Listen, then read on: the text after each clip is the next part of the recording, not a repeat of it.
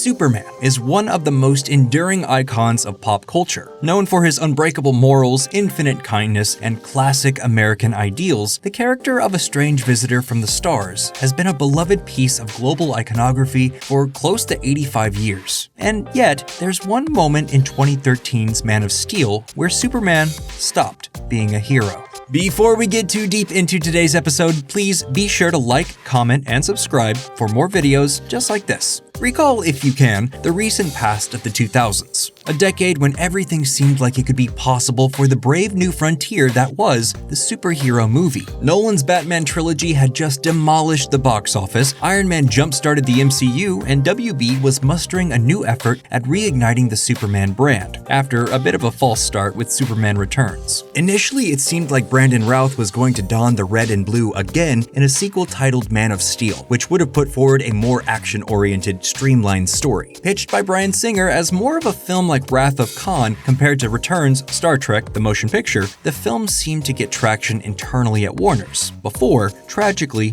going the way of Krypton itself. Remember, in 2006 when Superman Returns was released, Warner's was taking the strategic approach of giving their flagship characters to high-profile directors and giving them absolute control. They took a gamble on Nolan, and it worked with Batman. Better than anyone could have anticipated, so now they were rolling the dice on the man who had helped put X-Men on the map. However, audiences didn't quite respond to Superman Returns' slow, romance-heavy story, and more specifically, many audience members found the idea of Superman being an absentee father hard to swallow. Superman was supposed to be the best of all of us, putting the character in a situation at the end of the film where he just hovers over his son's bedroom watching him sleep isn't exactly the best place to end a Superman movie. Will we see you? I'm always around.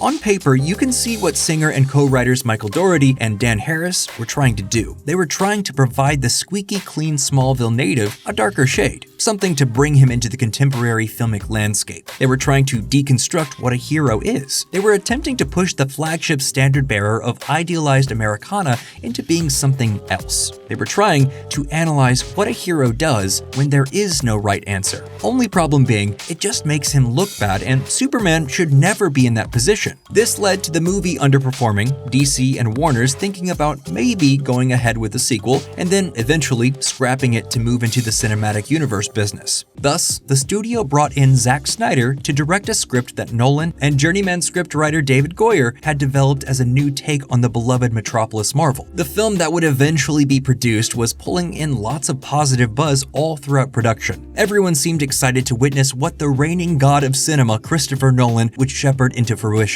Remember, this is coming right off the back of the climax of his Dark Knight trilogy. It's not who I am underneath, but what I do that defines me.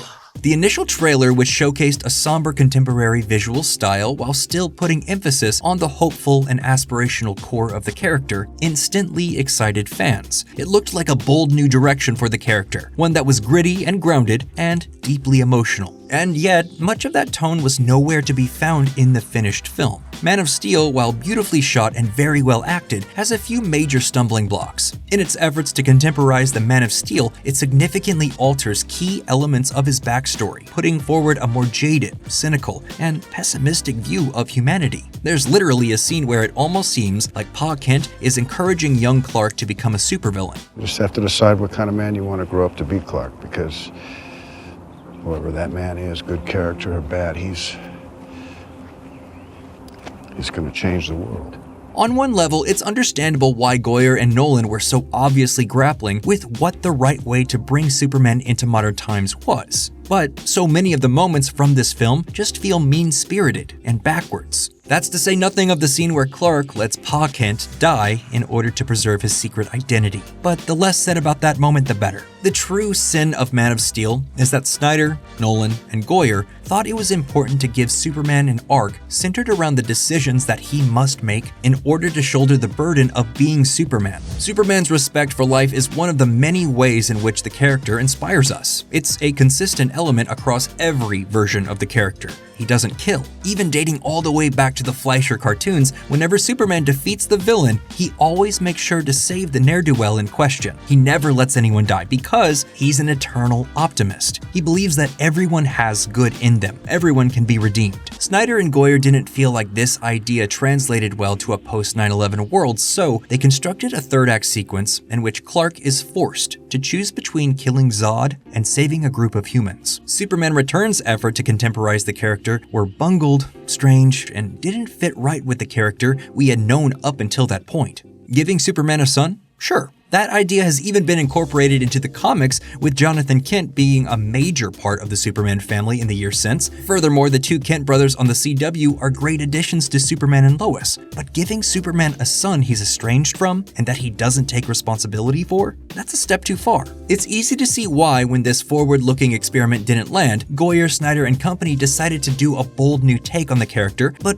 frankly, this type of attitude towards a character that has always been bright and uplifting is just endlessly vexing. So many people claim that Superman is boring or hard to write because he's all-powerful and has no flaws. And the core of the character isn't about being flawless. It's about him choosing to do the right thing, always, especially when it's difficult. Which puts into stark relief a story where the climax is Superman murdering his arch-nemesis. Let's compare this for a moment to how Marvel handled the introduction of Captain America. He's another squeaky clean, theoretically goody two-shoes character. In the lead-up to the first movie, people were saying Marvel wouldn't be able to pull him off as a big-budget feature because the country had moved on from that perspective, and yet they basically kept him extremely true to his core. They didn't try to make him grim, gritty, or brooding. They made him innocent, and yet still have a deep-seated moral code that he's very rigid about. I don't want to kill anyone. I don't like bullies.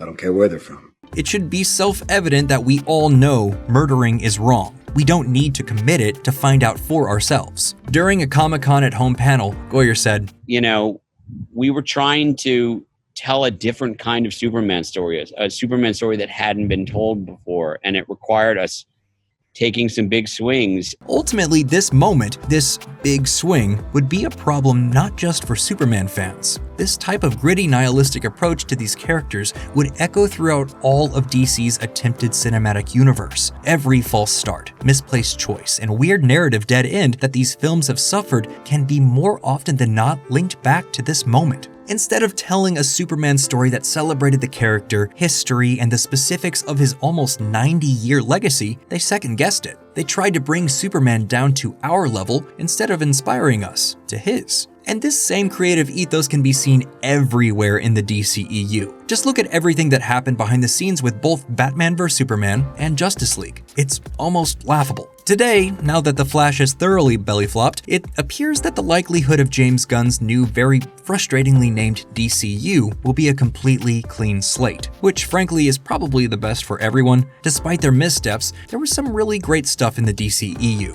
Unfortunately, it was drowned out by the blunders. Hopefully, Gunn's Superman legacy will present a more timeless and iconic version of the character, and hopefully, we can get back to Superman being a hero.